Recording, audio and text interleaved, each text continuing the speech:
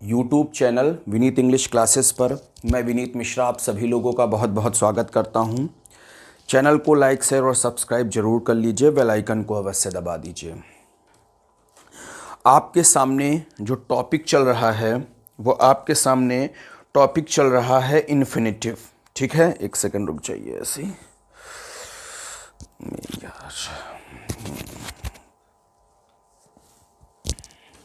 इसको ऐसे ले लेते क्यों घिसता। आपके सामने जो टॉपिक चल रहा है वो आपके सामने टॉपिक चल रहा है इन्फिनेटिव। ठीक है, बिहार में बीपीएससी बिहार स्टेट का टॉपिक चल रहा है और इन्फिनेटिव का जो है वो टॉपिक आपके सामने चल रहा है। तो आज हम आपको इन्फिनेटिव के कुछ टॉपिक्स यहाँ पर जो है वो बताने वाले हैं, ध्यान से समझिए। देखिए, सबसे पहले आप ये जानिए इन्फिनेटिव। सबसे पहले आप ये जानिए कि इन्फिनेटिव कितने प्रकार के होते हैं। ध्यान दीजिएगा, सबसे पहला होता है सिंपल इन्फिनेटिव। एकदम सीधा सीधा इसमें समझिए, फिर आपको फटाक से रूल बता दे रहे हैं। सबसे पहला होता है सिंपल इन्फिनेटिव। दूसरा होता है आपका कॉन्टिन्यूअस इन्फिनेटिव। पहला होता है सिंपल इन्फिनेटिव, दूसरा होता है कॉन्टिन्यूअस, तीसरा होता है परफेक्ट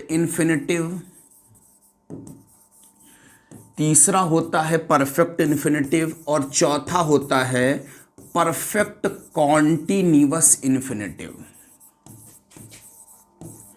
आप ध्यान से समझिए, इन्फिनेटिव्स कितने होते हैं। इन्फिनेटिव्स अगर आपसे कोई पूछे तो आप सीधा बताइएगा कि इन्फिनेटिव जो होते हैं वो इन्फिनेटिव कुल 4 होते हैं। एक होता है सिंपल इन्फिनेटिव, एक होता है कॉन्टिन्यूअस इन्फिनेटिव, एक होता है परफेक्ट इन्फिनेटिव और एक होता है परफेक्ट कॉन्टिन्यूअस इन्फिनेटिव। ठीक है, इन्फिनेटिव कुल कितने होते हैं। इन्फिनेटिव कुल 4 होते हैं। देखिए, सिंपल इन्फिनेटिव क्या होता है, 2 plus verb first form. 2 plus verb first form को, जो 2 प्लस वर्ब फर्स्ट फॉर्म लिखा हुआ होता है, इस 2 प्लस वर्ब फर्स्ट फॉर्म को जो है वो हम कहते हैं सिंपल इन्फिनेटिव। ठीक है, कॉन्टिन्यूअस, अब आप मेरी बात को ध्यान दीजिए, पहला सिंपल इन्फिनेटिव लिखा हुआ है। ठीक है, सिंपल इन्फिनेटिव किसे कहते हैं, 2 प्लस वर्ब फर्स्ट फॉर्म को। 2 प्लस बी प्लस वर्ब की आईएनजी फॉर्म को हम कहते हैं कॉन्टिन्यूअस इन्फिनेटिव। 2 प्लस बी, देखिए 2 प्लस बी प्लस वर्ब की आईएनजी फॉर्म को जो है वो हम क्या कहते हैं, वो हम कहते हैं continuous infinitive. 2 plus have plus verb third form को हम कहते हैं परफेक्ट इन्फिनेटिव, और 2 plus have been plus verb ING form, 2 plus have been plus verb ING form को हम कहते हैं परफेक्ट कॉन्टिन्यूअस इन्फिनेटिव। इसके साथ जो है वो टाइम ऐड होता है। ये बहुत काम की बात नहीं है, बहुत सिंपल सी बात है। लेकिन इसी सिंपल इन्फिनेटिव में एक होता है बेयर इन्फिनेटिव। इसी एक सिंपल जो इन्फिनेटिव है, इसी सिंपल इन्फिनेटिव में एक होता है बेयर इन्फिनेटिव। बेयर इन्फिनेटिव का मतलब होता है विदाउट टू। बेयर इन्फिनेटिव जो होता है वो सबसे पहले बेयर इन्फिनेटिव क्या होता है, बेयर इन्फिनेटिव आपका होता है विदाउट टू। तो simple infinitive 2 plus verb first form, continuous infinitive 2 plus be plus verb की I N G form, perfect infinitive 2 plus have plus verb third form, और perfect continuous infinitive 2 plus have been plus verb की कौन सी form, I N G plus time. Bare infinitive किसे कहते हैं, infinitive without to. Bare infinitive किसे कहते हैं, इन्फिनेटिव विदाउट टू। आइए सबसे पहले हम आपके सामने स्टार्ट करते हैं रूल नंबर 1। सबसे पहले सबसे खतरनाक रूल हम स्टार्ट करेंगे डेयर और नीड का। इधर ध्यान से समझिए, सबसे पहला जो आपका रूल है, एक सेकंड ऐसे रहिए, इसको ब्लैक कर लेते हैं। सबसे जो पहला आपका रूल है वो है डेयर और नीड का। सबसे पहले किसका रूल है, सबसे पहले आपका रूल जो बनेगा वो बनता है डेयर और नीड का। आइए ध्यान से समझिएगा, अच्छे से समझिएगा, आपको चीजें अपने आप जो है वो क्लियर हो जाएंगी। ठीक है, इधर ध्यान से समझिए, मेरी बात को गौर से समझिए। दरअसल डेयर, ये जो शब्द है डेयर और नीड, इसका यूज मेन वर्ब और ऑक्सिलरी वर्ब दोनों के रूप में किया जाता है। इधर ध्यान से समझिएगा, जो डेयर है, इसका डेयर और नीड, इन दोनों का use as a main verb और एज अ ऑक्सिलरी वर्ब दोनों में यूज किया जाता है। इधर ध्यान से समझिएगा, मेन वर्ब का तो बात छोड़ दीजिए, ऑक्सिलरी वर्ब के यूज, ऑक्सिलरी में कब यूज होगा, जब डेयर और नीड, ध्यान दीजिएगा, जब डेयर और नीड के तुरंत बाद नॉट आ जाएगा तो आप समझ लीजिएगा कि ये as a auxiliary verb, modal auxiliary verb के रूप में यूज हुआ है। जब डेयर और नीड, ये जो डेयर और नीड लिखा हुआ है, ये डेयर और नीड के तुरंत बाद, पहली कंडीशन ध्यान से समझिए, डेयर और नीड के तुरंत बाद जब नॉट मिल जाएगा तो वो अब हमेशा जो है वो किसके रूप में होगा, वो मॉडल ऑक्सिलरी वर्ब के रूप में होगा। और अगर डेयर और नीड का यूज किसी भी सेंटेंस में सबसे पहले मिल जाए, मतलब डेयर और नीड का यूज अगर किसी भी सेंटेंस में सबसे पहले मिल जाएगा, तब भी वो समझिएगा कि वो जो सेंटेंस लिखा हुआ है वो sentence as a modal auxiliary verb के रूप में हुआ है। मतलब निगेटिव और इंट्रोगेटिव सेंटेंस में डेयर और नीड हमेशा मॉडल ऑक्सिलरी वर्ब के रूप में होता है, और जो मेन वर्ब के रूप में होगा, अभी हम उसको एग्जांपल आपको समझा देंगे। यही अगर आप समझ जाएंगे तो आपको पहला रूल अच्छे से हम समझा देंगे। क्या उसने कहा, डेयर और नीड इन दोनों का use as a main verb और as a modal auxiliary verb, यहां मॉडल लगा सकते हो, as a modal auxiliary verb के रूप में जो है वो क्या होता है, as a modal auxiliary verb के रूप में जो है वो किया जाता है। अब यहां पर कहानी आप समझिए, अब यहां की कहानी यह है, अगर डेयर और नीड के तुरंत बाद नॉट आ जाएगा तो आप तुरंत समझिएगा कि वो कंडीशन क्या है, वो आपकी कंडीशन मॉडल ऑक्सिलरी, तुरंत जान जाइएगा कि डेयर और नीड का यूज जो हुआ है वो मॉडल ऑक्सिलरी वर्ब के रूप में हुआ है। और अगर डेयर और नीड किसी भी सेंटेंस में सबसे पहले मिल जाए, यानी एज अ इंट्रोगेटिव कंडीशन में मिल जाए, तो वहां पर आप जान लीजिएगा कि वहां पर आप ये जानिएगा कि डेयर और नीड जो है वो एज अ इंट्रोगेटिव सेंटेंस में है, यानी मॉडल ऑक्सिलरी वर्ब के रूप में है। जैसे अगर आपसे कोई पूछे, इधर ध्यान दीजिए, मेरी बात को गौर से समझिए, अगर कोई आपसे पूछे कि आई नीड अ पेन, अगर आपसे कोई पूछे आई नीड अ पेन, आपसे कोई पूछे कि यहां पर डेयर या सॉरी यहां पर नीड है, तो यहां पर नीड जो लिखा है, ये नीड का प्रयोग सेंटेंस में कैसे हुआ है, तो आप यहां पर इधर देखिए, अभी हमने आपको बताया कि डेयर और नीड मॉडल ऑक्सिलरी वर्ब के रूप में कब आएंगे, जब डेयर और नीड के तुरंत बाद नॉट आएगा, कंफर्म हो गया, या डेयर और नीड का प्रयोग सबसे पहले मिलेगा। तो यहां पर डेयर और नीड के बाद नॉट नहीं आया है, यानी ये एज अ कैसी हैं, ये एज अ मेन वर्ब के रूप में है। कंफर्म हो गया, पहला एग्जांपल आपको क्लियर हुआ। अगर हमने लिखा कि नीड आई हेल्प हिम, अगर हमने क्या लिखा कि नीड आई हेल्प हिम, ये हमने लिख दिया है। अब आप मेरी बात को गौर से समझिए, अगर आपसे कोई पूछे यहां पर डेयर और नीड का प्रयोग सेंटेंस में कैसे हुआ है, तो आप ये देखो, हेल्प क्या है, मेन वर्ब है। अब नीड का, डेयर और नीड का प्रयोग एज अ इंट्रोगेटिव में सबसे पहले हुआ है, जब एज अ सबसे पहले हो गया है तो ये कैसे हैं, ये मॉडल ऑक्सिलरी वर्ब के रूप में है। यही अगर आप समझ गए तो आपको यहां पर डेयर और नीड का रूल जो है वो हमें बताने में कोई दिक्कत नहीं हो गई। हमने लिखा ही डेयर्स टू गो, आप हमें यह बताओ यहां पर डेयर और नीड के बाद नॉट का यूज हुआ है, डेयर और नीड के जस्ट तुरंत बाद, अगर डेयर और नीड के जस्ट तुरंत बाद नॉट का यूज नहीं हुआ है तो यहां पर ये किसके रूप में है, मेन वर्ब्स के रूप में। अगर यही सेंटेंस लिखा होता कि he dares he does not dare to go, अगर ये सेंटेंस ऐसे लिखा होता he does not dare to go, अब आप यहां बताओ, यहां पर देखो ये डज क्या हो गई, हेल्पिंग वर्ब हो गई, और यहां पर ये डेयर क्या हो गया, डेयर आपका मेन वर्ब के रूप में हो गया।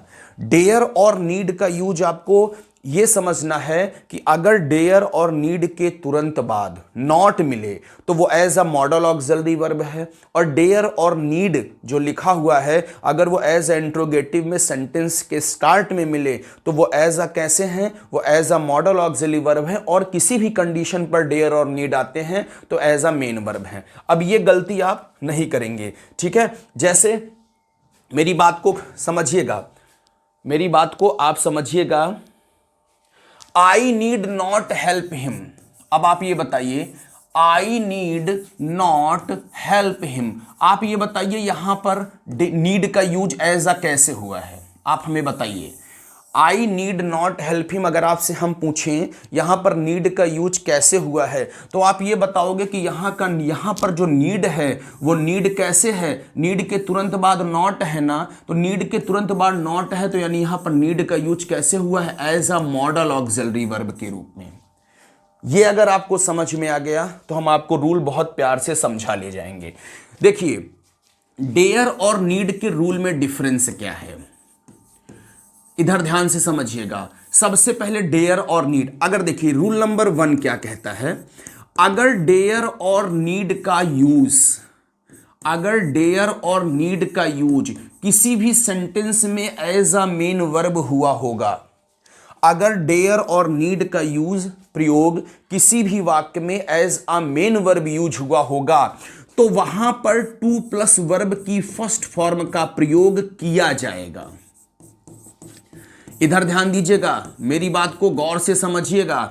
अगर किसी भी सेंटेंस में डेयर और नीड का प्रयोग एज अ मेन वर्ब हुआ है तो वहां पर डेयर और नीड के बाद टू प्लस वर्ब की फर्स्ट फॉर्म का प्रयोग किया जाएगा। इधर ध्यान से समझिए, नोट में क्या है, वो सेंटेंस चाहे अफर्मेटिव हो, वो सेंटेंस चाहे निगेटिव हो, वो सेंटेंस चाहे इंट्रोगेटिव हो, इंट्रोगेटिव में चाहे सिंगल इंट्रोगेटिव हो चाहे डबल इंट्रोगेटिव हो, हर कंडीशन पर अगर डेयर का प्रयोग मेन वर्ब के रूप में हुआ है तो डेयर और नीड के बाद अफर्मेटिव, निगेटिव, इंट्रोगेटिव अगर एज अ मेन वर्ब हुआ है, जब जब डेयर और नीड का प्रयोग एज अ मेन वर्ब होगा तो डेयर और नीड के बाद आपको infinitive to plus verb first form का प्रयोग मिलेगा। हमेशा इंफिनिटिव टू प्लस वर्ब की फर्स्ट फॉर्म का प्रयोग आप करोगे। जैसे यहां पर आप एग्जाम्पल देखो, यहां पर एग्जाम्पल आप देखो, अगर आपको एग्जाम्पल देखना है तो हम आपको एग्जाम्पल यहां पर दिखा रहे हैं। इधर देखिए, ध्यान से देखिए, यहां पर हम आपको एग्जाम्पल, अगर जैसे हमने लिखा, अगर हमने जैसे मान लीजिए कि लिखा कि he dares go, he dares गो, अगर आपसे कोई पूछे ये सेंटेंस सही है या गलत तो ये सेंटेंस गलत लिखा हुआ है। क्यों? आप ये देखो, डेयर्स का प्रयोग यहां पर मेन वर्ब के रूप में हुआ है। अभी हमने जस्ट बताया मॉडल ऑक्सिलरी वर्ब के रूप में कब होगा, जब वो सेंटेंस निगेटिव होगा और इंट्रोगेटिव होगा। यानी डेयर और नीड, जो डेयर है जो नीड है, इसके तुरंत बाद अगर नॉट मिलेगा तो हमेशा तुरंत जान लेना कि वो मॉडल ऑक्सिलरी वर्ब के रूप में है। और अगर इनका यूज किसी भी सेंटेंस में वाक्य के सबसे पहले मिल जाएगा यानी वो सेंटेंस इंट्रोगेटिव हो जाएगा तो समझ लेना मॉडल ऑक्सिलरी वर्ब के रूप में है। तो इसके तुरंत बाद नॉट नहीं मिलाना, तो यानी ये डेयर का प्रयोग किसके रूप में है, मेन वर्ब के रूप में। तो इसके बाद इंफिनिटिव का प्रयोग किया जाएगा, यानी क्या हो जाएगा, ही डेयर्स टू गो। क्लियर हुआ, कंफर्म हुआ? अभी मेरी बात को आप समझिए, अभी आप समझिए, अभी हमने क्या बताया, ही डेयर्स टू गो। पहला हमने क्या बताया, ही डेयर्स टू गो हमने बताया। अगर इसका हम इंट्रोगेटिव बनाएंगे तो सॉरी इसका निगेटिव बनाएंगे तो इसका निगेटिव क्या होगा, he does not dare to go.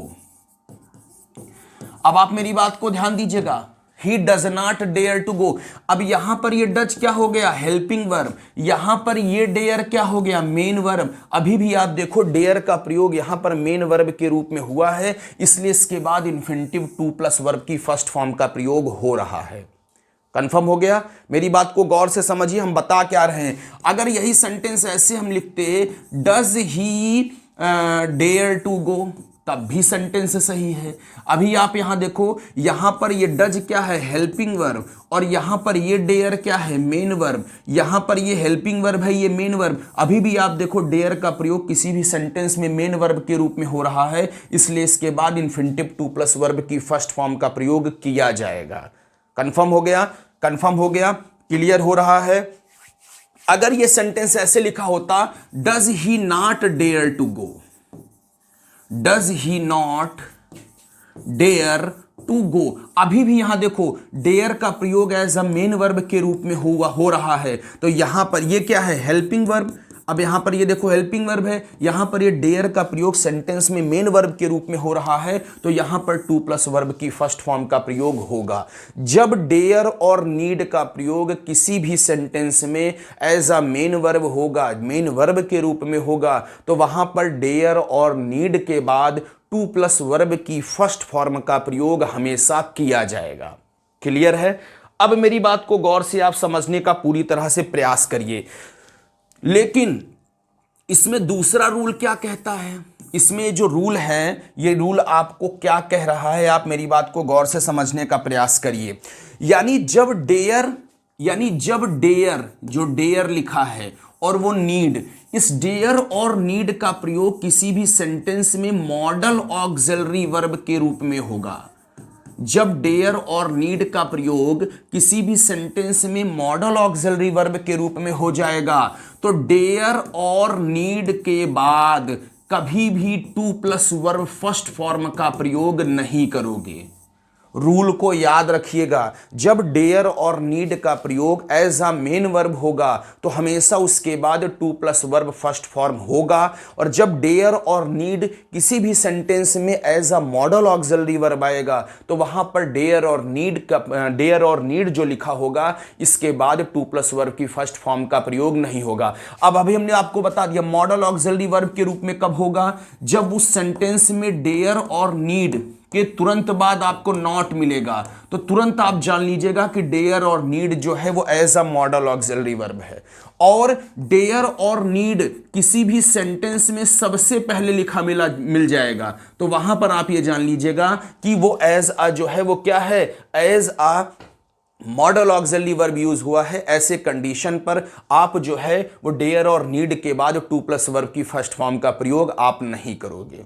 Clear हो गया होगा। जैसे आओ इसका एग्जाम्पल देख लेते हैं, इधर मेरी बात को गौर से समझिए। इसका एग्जाम्पल अगर हमने लिखा he dare not go, he dare not to go, हमने ये लिखा। अब आप मेरी बात को बताओ, आप मेरी बात को ध्यान से समझो। डेयर और नीड के तुरंत बाद यहां पर क्या मिला, नॉट। तो यहां पर ये किसके रूप में है, ये है मॉडल ऑक्सिलरी वर्ब के रूप में। यहां पर किस कंडीशन पर है, मॉडल ऑक्सिलरी वर्ब के रूप में। जब यहां पर ये मॉडल ऑक्सिलरी वर्ब के रूप में हुआ तो किसका यूज हुआ, यहां पर to plus verb first form का यूज नहीं होगा, और नहीं होगा तो क्या हो जाएगा, ही डेयर नॉट गो, ये सेंटेंस आपका करेक्ट निकल जाएगा। कंफर्म हो गया, कंफर्म हो गया। अगर ये सेंटेंस हम ऐसे लिखे होते, dare he to write a letter,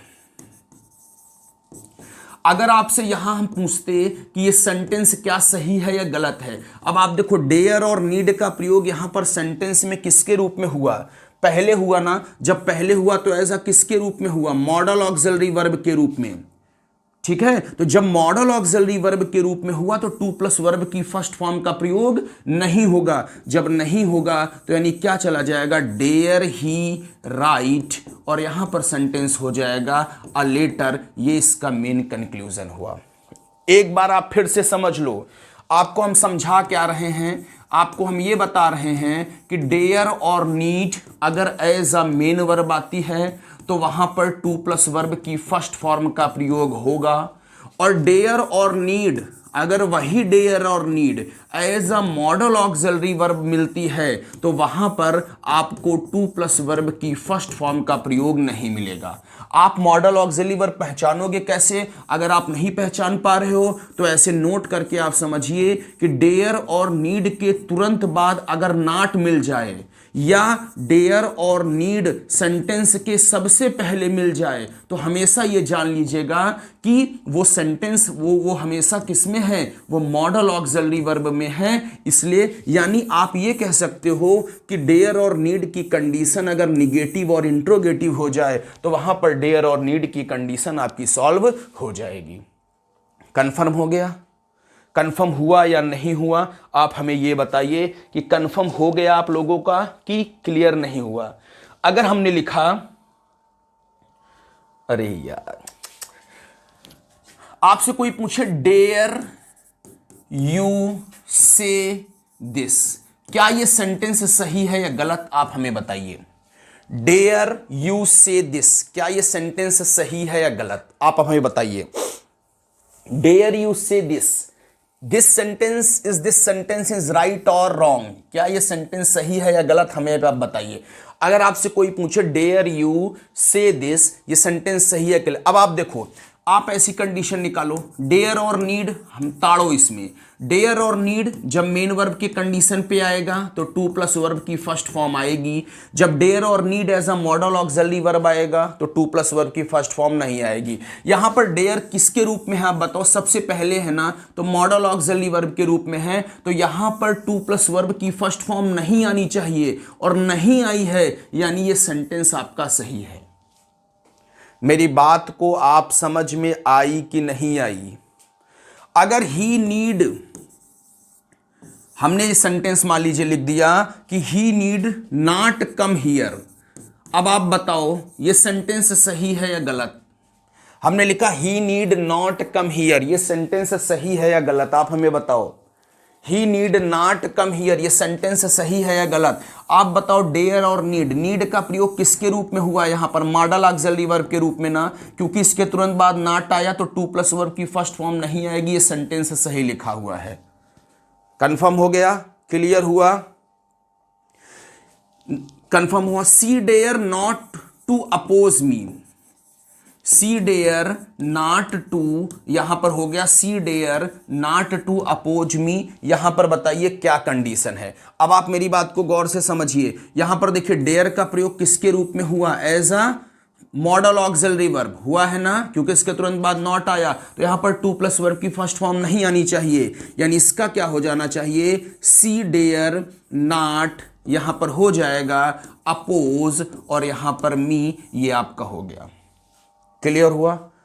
एक चीज आपको ताड़ के रखनी है, डेयर और नीड अगर मेन वर्ब आए तो टू प्लस वर्ब की फर्स्ट फॉर्म आएगी, और डेयर और need as a modal auxiliary verb आए तो टू प्लस वर्ब की फर्स्ट फॉर्म नहीं आएगी। Rule number 1 clear? आओ, मेरे हिसाब से तो क्लियर हो गया होगा। रूल नंबर 2, रूल नंबर 2, देखिए जितनी भी मॉडल ऑक्सिलरी वर्ब है, आप मेरी बात को गौर से समझिए, जितनी भी मॉडल ऑक्सिलरी वर्ब हैं, ठीक है, नॉर्मल सी modal auxiliary verb can, could, may, can, could, might, may, shall, should, can, could, may, might, shall, should के बाद टू प्लस वर्ब की फर्स्ट फॉर्म का प्रयोग नहीं किया जाता। मतलब can, could, may, might, shall, should के बाद बेयर इन्फिनिटिव आता है। आप ये भी कह सकते हो कि इसके बाद कौन सा इन्फिनिटिव आता है? इसके बाद अगर आपसे कोई पूछे तो आप हमेशा बताना इसके तुरंत बाद बेयर इन्फिनिटिव यानी इन्फिनिटिव विदाउट टू का यूज होता है। आप ये जानते ही होंगे, he can to write a letter, आप जानते होंगे he can to write a letter. यहां पर इसको सही करोगे तो क्या हो जाएगा? He can to write, to plus verb की फर्स्ट फॉर्म गलत है, तो यहां पर क्या हो जाएगा? He can write a letter, ये आपका सेंटेंस सॉल्व हो जाएगा। कंफर्म है? क्लियर हुआ? और रूल नंबर 2, इधर ध्यान से सुनो। ऑट और यूज्ड, दो ऐसी मॉडल ऑक्सिलरी वर्ब हैं जिनके बाद टू प्लस वर्ब की फर्स्ट फॉर्म का प्रयोग किया जाता है। ought और used, ये दो ऐसी मॉडल ऑक्सिलरी वर्ब हैं जिनके बाद टू प्लस वर्ब की फर्स्ट फॉर्म का प्रयोग हमेशा किया जाता है। जैसे हमने लिखा कि he ought to go, इन्हें हमें ये जानते रहिएगा, he ought to go, इनके बाद हमेशा टू प्लस वर्ब की फर्स्ट फॉर्म का प्रयोग किया जाता है। और हमेशा हमने जैसे लिखा कि she used to write a letter, हमने क्या लिखा, she used to write a letter, यहां पर भी जो है वो क्या होगा, टू प्लस वर्ब की फर्स्ट फॉर्म का जो है वो प्रयोग किया जाएगा। टू प्लस वर्ब की फर्स्ट फॉर्म का प्रयोग किया जाएगा। ही ऑट टू गो और she used to write a letter. Ought और यूज्ड दो ऐसी मॉडल ऑक्सिलरी वर्ब हैं जिनके बाद जो है वो टू प्लस वर्ब की फर्स्ट फॉर्म का प्रयोग किया जाता है। क्लियर हो गया? क्लियर हुआ? चलिए अब मेरी बात को अगला समझिए। देखिए कुछ ऐसे फ्रेज हैं जैसे had better, had rather, had better, had rather, would rather, rather then, had better, ध्यान दीजिएगा, had better, had rather, would rather, rather than और सूनर देन। मेरी बात को गौर से समझिए। हैड बेटर, हैड रेदर, ध्यान दीजिए, had better, had rather, would rather, rather than और सूनर देन, ये कुछ ऐसे फ्रेज हैं जिनके बाद कभी भी टू प्लस वर्ब की फर्स्ट फॉर्म का प्रयोग नहीं होता है। और ये बहुत इंपॉर्टेंट रूल है, ये कई बार एग्जाम में आ चुका है। Had better, had rather, would rather, rather than और सूनर देन, इनके बाद हमेशा टू प्लस वर्ब की फर्स्ट फॉर्म का प्रयोग कभी नहीं किया जाता है। कंफर्म हो गया? जैसे हमने लिखा कि you had better to stay there, हमने क्या लिखा, you had better to stay there, इसको सही करो।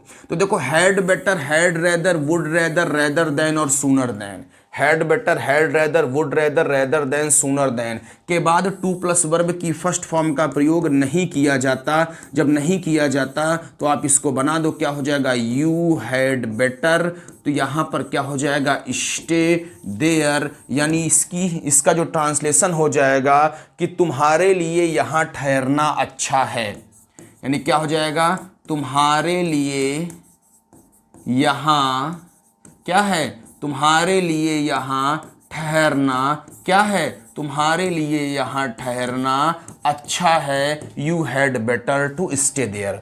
Had better, had rather, would rather, rather than और सूनर देन, ये कुछ ऐसे फ्रेज होते हैं जिनके तुरंत बाद जो है वो टू प्लस वर्ब की फर्स्ट फॉर्म का जो है वो प्रयोग नहीं किया जाता।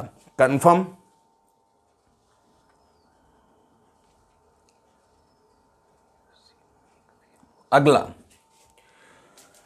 अगला rule, hear see make feel, hear see make feel, watch, let bid और बिहोल्ड, लेट बिड और बिहोल्ड, बहुत अच्छा रूल है, मोस्ट इंपॉर्टेंट रूल इसे हम कह सकते हैं। देखिए here see make feel watch, ठीक है, वॉच, लेट बिड और बिहोल्ड के बाद बेयर इन्फिनिटिव आता है। इन्फिनिटिव विदाउट टू, मतलब टू प्लस वर्ब की फर्स्ट फॉर्म का प्रयोग नहीं किया जाता। और इसमें लेट तो बहुत इंपॉर्टेंट है, ध्यान दीजिएगा। अभी आपको हम इसका एक रूल और अच्छा बताएंगे। Hear see make feel watch, hear see make feel watch, let bid और बिहोल्ड के बाद कभी भी टू प्लस वर्ब की फर्स्ट फॉर्म का प्रयोग नहीं किया जाता। मतलब ये जो है वो bare infinitive, infinitive without to की तरह यूज होता है। जैसे एग्जाम्पल, ये एग्जाम्पल याद रखिएगा, लेट हिम टू गो।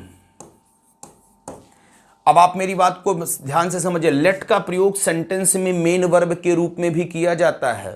ध्यान दीजिएगा, लेट का प्रयोग किसी भी सेंटेंस में एज अ मेन वर्ब लिखा जाता है। तो यानी लेट हिम टू गो, ये गलत लिखा है, लेट हिम गो ये सेंटेंस होगा। लेट के बाद to plus verb first form का प्रयोग नहीं किया जाता ना। I heard him to cry, हमने क्या लिखा, I heard him to cry ये लिखा। अब आप मेरी बात को गौर से समझिए, यहां पर क्या हो जाएगा, आई हर्ड, अभी अपने हम आपको बताए हियर सी मेक वॉच ना फील लेट बिड और बिहोल्ड के बाद to plus verb first form नहीं आता, तो क्या हो जाएगा, टू क्राई नहीं होगा, क्या हो जाएगा, आई हर्ड हिम और यहां पर क्राई। क्लियर हो गया, समझ में आ गया। आइए आगे चलते हैं।